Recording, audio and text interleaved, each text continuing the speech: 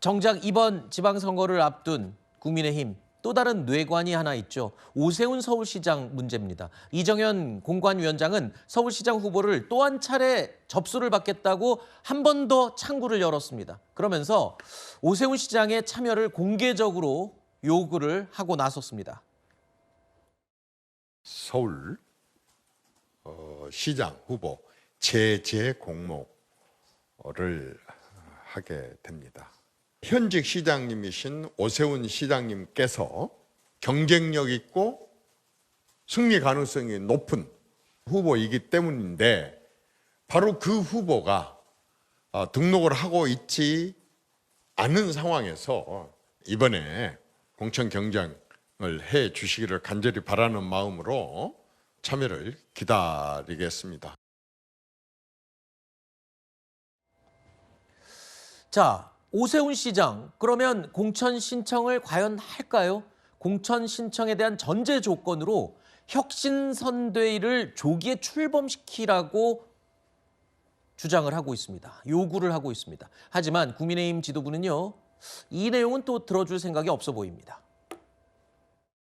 제일 좋은 것은 혁신선대위의 조기 출범입니다. 국민적인 지지를 받는데 당의 변화가 크게 도움이 될 것이라고 저는 판단합니다. 혁신선대위가 현 장동혁 당대표를 이선으로 물러나게 하는 형태의 선대위에는 동의할 수 없고 받아들일 수 없습니다. 오세훈 시장님 주변에 계신 분들과 다양한 연결 통로를 통해서 이야기를 나누고 있는 것으로 알고 있습니다. 특정인을 위해 많은 편의를 제공하고 또 그 후보에게 끌려다니는 모습을 보여주는 것은 공천이 과연 적절한지에 대한 의문은 있을 것 같습니다. 이정현 공관위원장 아까 앞서 들으셨죠? 제재 공모. 그러니까 재공모는 있었지만 제재 공모는 듣도 보도 못한 초유의 상황이다. 그러면서 추가 접수 기회를 또 준 거예요. 근데 이게 사실상 최후 통첩으로 해석을 해야 된다. 뭐 이런 얘기도 있지만 그 오세훈 시장은 지금 이 선대위를 다시 또 출범을 해달라. 이게 지금 시기적으로 볼 때 현실적으로 가능은 한 건가요? 불가능한 건 없죠. 그래요? 왜냐하면 그러니까 이제 그런 어떤 가정 속에서 왜냐하면 지금 장동혁 대표가 참가한 의총에서 전 의원의 이름으로 사과도 하고 했지만 그 이후에 지지율이 크게 오르지 않았거든요. 네. 근데 지지율이 가장 중요하잖아요. 선거를 앞두고. 네. 그렇다면 뭔가 행동을 취해야 되는데 그 행동을 취하는 것이 바로 혁신선대위다라고 생각을 한다면 늦었다고 생각은 하지 않습니다. 그럼에도 불구하고 근데 혁신선대가 구성 가능할 건가? 네. 왜냐하면 누가 선대위원장을 할 그러니까요. 건가잖아요. 네. 그런데 지금 아시다시피 김종인 전 비대위원장이나 유승민 전 의원이나 전부 손살을 치고 있는 상황에서 네. 우리가 모르는 갑자기 깜짝 놀랄 아하. 그런 선대위원장이 과연 있을까? 아하. 이 시간은 없는데, 그러니까 그렇죠. 물리적 시간. 저는 컨텐츠로서는 가능하지만 물리적 시간은 상당히 좀 없다라고 생각을 합니다. 공천 신청 접수 여부가 모든 사람의 관심사거든요. 지금 오세훈 시장에 대해서. 기자들이 물어봤잖아요. 공천 신청 그래서 안 할 거냐 끝까지 했더니 선거는 합니다라고 했습니다. 근데 세 번째 지금 창구를 열어줬어요. 공관위에서. 오세훈 시장 접수할까요? 어떨까요? 이번에 안 하게 되면 세 번째 안 하는 건데요. 네. 세 번째 안 하게 되면 이건 정말 오히려 본인이 좀 얻는 것보다 잃을 게 더 많을 것 같아요. 본인이 지금 4번이나 서울시장 이제 당선되면서 네. 그때마다 국민의힘이 민주당보다 지지율 높을 때 당선됐다 그러더라고요. 네. 이런 그 좋은 기회가 있을 때만 선거에 나오고 당이 어려울 때 지금 국민의힘이 민주당보다 지지율 낮은 상황인데 이런 어려울 때 당을 위해서 헌신하는 모습을 보여주지 않는다 그러면 어떻게 오세훈 시장이 우리 당의 대선 주자이고 또는 당권을 가질 수 있는 자격이 있겠느냐라고 우리 당원들이 생각하고 의문을 가질 수가 있습니다. 그렇기 네. 때문에 이번에 첫 번째, 두 번째 거절했을 때 명분이 나름 있었어요. 오세훈 시장 입장에서는.